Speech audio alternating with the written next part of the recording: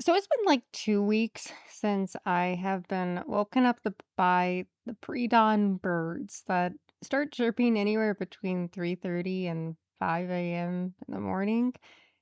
And when I was woken up at 5 this morning and was trying to get back to sleep, my brain was just like, "Oh, this is what we want to think about right now." Um, so it's Pride Month. Um, a lot of people who know me in real life probably don't even know that I fall under any umbrella in it. I do. I just don't talk about it a lot. I'm not very open about it. Here I am making a video talking about it. But not necessarily in a way my specific experience, but just how I've recently been thinking about it in media and specifically storytelling. So I published my first book last year. It's a story I've been writing for a really long time, and it's definitely developed a whole lot. And now, looking at it now, I'm very very happy with it in the world. And there's a lot of characters who are both ace, or aromantic, or just within the arrow a spectrum. Um, it's been very cathartic to write. I'm personally ace, and also helped me discover that agender actually fits pretty well with me, with the main character. Kind of feeling that the more I wrote with him. And but I'm not aromantic. I'm pan. Yay.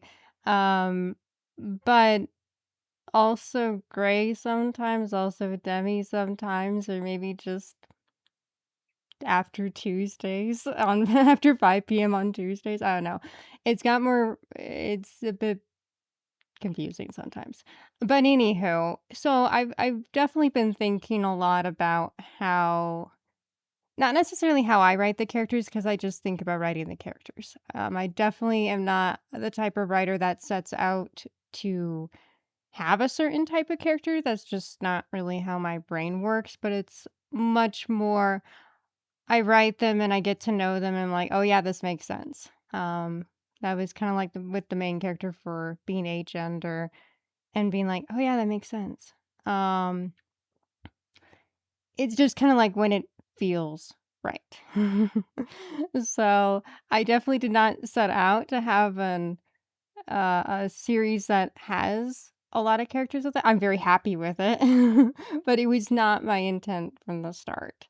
But it's also made me think about other books that I've read that um, have either said that, like, the author has stated that they have that representation, and just kind of thinking about there's still not a lot of representation.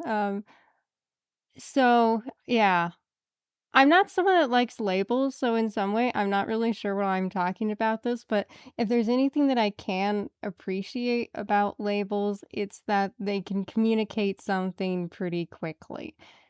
So, I firmly believe in just writing the characters how they are as the characters, but I may be using some labels to communicate some of these ideas. So, hopefully that's okay.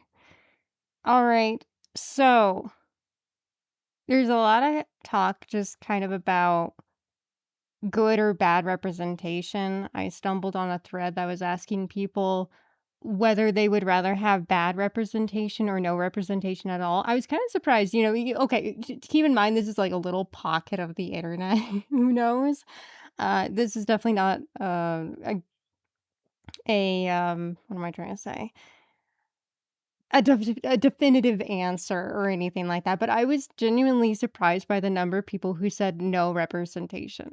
And yeah, my family definitely knows I have a bit of a bee up my bonnet about certain books that I did not like how the representation was. At the same time, it's just like, ooh, so what makes it bad, or what makes it bad for me? Because there are certainly people out there who really liked it, okay? Or really liked it specifically because of the representation. So I was kind of thinking about it and trying to figure out what specifically bothered me about it, okay? I think there's kind of two main sides to it. There's a little bit of like the strictly writing side, and a little bit of if it's accessible, some of the author's thoughts. I'm also going to include in that, did they have sensitivity readers? Did they do research? Did they talk to people? Like a lot of these issues, I think that I might perceive or that could be perceived by other people can be really easily solved just by talking with people of this demographic. And as well as just writing a well balanced character because there are going to be characters. There are all types of people in the world. So you can't just say, oh, this person is a bad representation of this. It's, those like dot point graphs where like a lot of them are in that diagonal line or somewhere around it. And then there are outliers, and they're still on the graph. They're not on the graph, but they're just not maybe what people immediately think. Now, you can also, I think, run into the issue then too if they're just on that narrow line, does that start to fall into the category of stereotypes? So, I have an interesting relationship with stereotypes because it's not like people who are like them don't exist. I think the issue with stereotypes is that they make the character all about that trait, and that would just be bad writing no matter what it was. If someone, had an obsession with, I don't know, cotton candy or something, or leaves. I think the 5 AM is coming back to me. Um, and you wrote the whole character about that, that wouldn't be good either. I think yeah, so a big thing is just, writing a well-balanced character is going to solve a lot of these things. So, I'm probably going to be talking mostly from the ace side. Like I said, I'm not personally a romantic. Um, so I don't know how well I can speak on that side. And I also want to clarify from the start that they are not the same. You can be, aromantic and not ace. You can be ace and romantic. I am. But I just want to clarify that I'm probably going to be talking more about that. So if you are a romantic and you have some input on some of the things that I'm talking about, please go ahead and feel free to talk about it because I would love to hear your perspective. I wouldn't say I'm the most romantic person, but again, that's not the same as being a romantic. Um, yeah. So let's talk about some of the stereotypes. I was on the threads this morning. Not the website, like just general internet stuff. I probably could have been doing something better with my time. Because I don't generally think about these stereotypes because they bother me.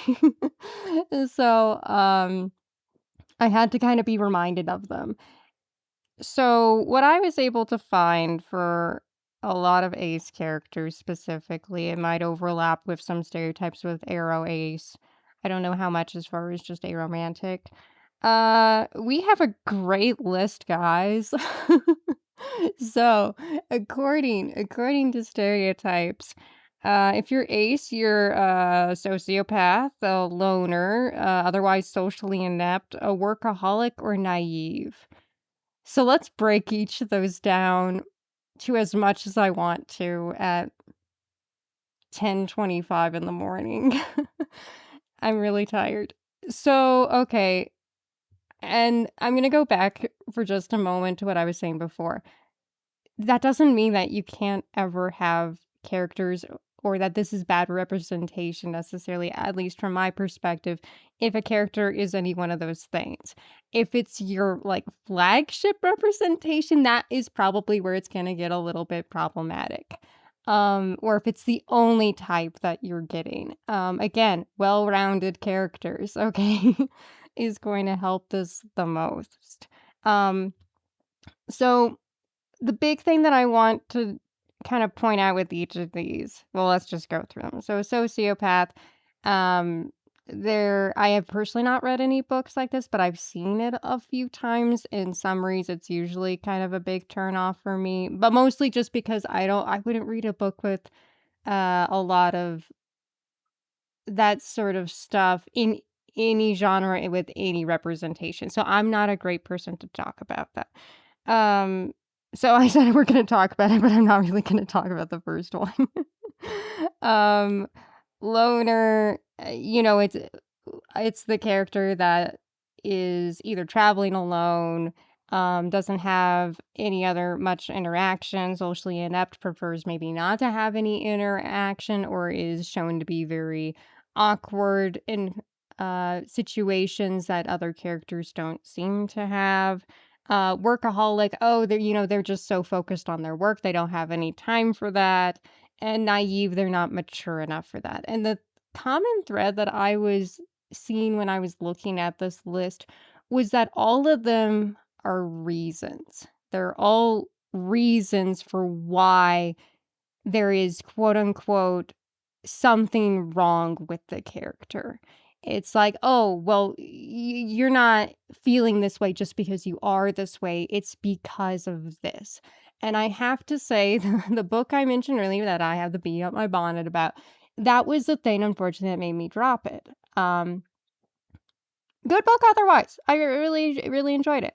What I read from it. So it's giving a reason for it. And I think why that can be problematic.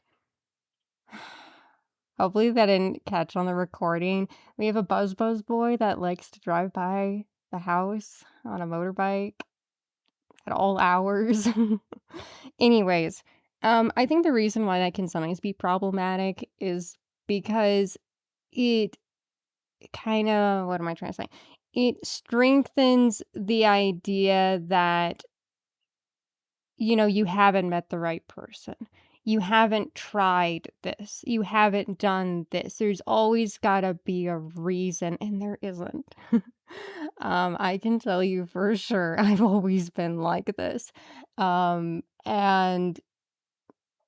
nothing made me this way or anything.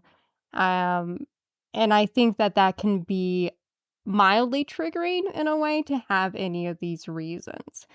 Um, So, but I find it interesting that we're you still find books that have the loner ace. You still find books that have a sociopath character that is ace or a workaholic that is ace. And I think again, they're not necessarily an issue themselves, but if they're being used as a reason as for why this character is this way, then that's to me where it gets to be an issue. So let's talk about some other things that I've seen and hopefully start to put it in more of a positive kind of like, okay, what can we do about it type of sense. I do try to be a positive person. I'm not the best at it all the time. But I really do try to be. I really didn't want this video to just be a ranting video. I hopefully have somewhat succeeded at that. So we talked about the stereotypes. Again, I don't think that they're absolutely terrible. There are all types of people out there, okay? The only issue I see is when they're being given as a reason for the character being the way that they get to be a touch no, they get to be problematic. Um, or that it's the only representation that we're seeing. I mean, that's kind of what a stereotype is. It's taking over all of the nuances or different parts of the spectrum that you could definitely be seeing instead. So, some other things that I've seen, well, let's maybe couch this with things that I love to see. I love to see ace characters who are human. Yeah. Yeah, that are not otherwise unhuman, I don't know. Robots, aliens, and not, again, not to say that this is a bad thing or anything like that. I don't think it's necessarily black and white with this at all, okay? But when it's the only representation and it's like, oh, this character is this because of that or whatever, that's where I run into an issue with it. But it's great to see human ace characters, okay? We exist. We definitely exist. Um, and it's also really nice to see a spectrum of different relationships within that, okay? So again, I'm going to be talking from more of a romantic ace side, okay? I love seeing relationships that are anywhere from we like to hold hands or just have conversations, and that's about all they do. Because there's definitely a spectrum between how much physical contact, how much just kind of I was gonna say like intellectual contact, but I don't know if that makes a lot of sense, but I think it does. Like having kind of conversations together, just what kind of interaction, how much they like. Um, in my book, there are several ace relationships. The three I'm thinking of specifically are all romantic as well.